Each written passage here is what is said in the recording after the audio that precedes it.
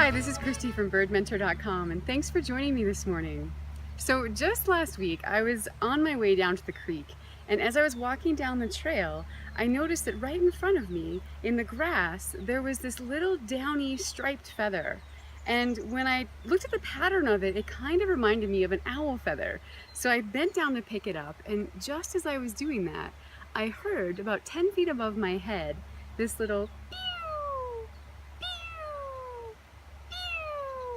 of a hummingbird. So I spotted that little hummer zipping back and forth in front of this large upright hornet's nest that was on this large branch of the elm tree that I was standing underneath. This perplexed me for a minute until I realized that that hornet's nest actually had ear tufts that were kind of tucked back and eyes that were just about squinting open to scowl at that little hummer that was attacking it in that moment. This was no hornet's nest, it was a great horned owl warming itself in the morning sun.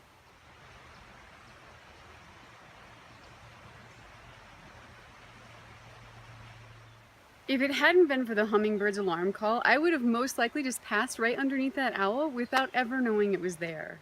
Okay, I'll admit, there are many levels to understanding the rich and intricate language of the forest.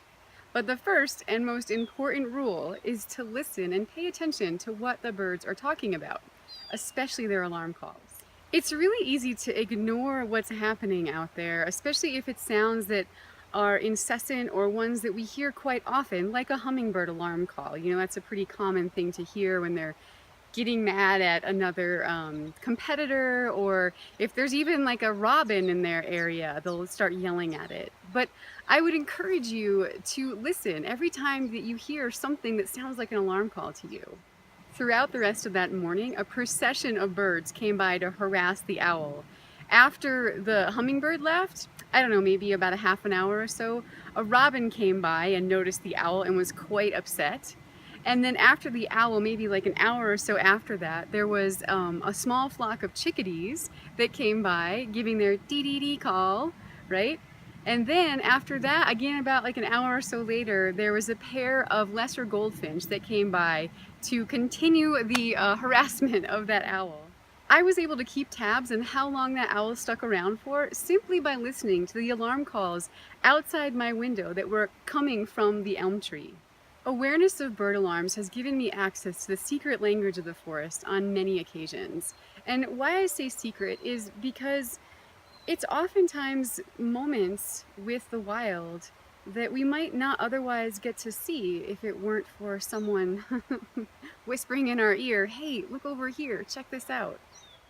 So the next time that you hear an agitated bird call, unless it's a baby bird begging for food that you're aware of, somewhere in your area, go check it out. But do so with an air of caution, because you never know what you might find out there. And let me know what you see. Until next time, please get out there and help spread some bird love in the world. Thanks for joining me.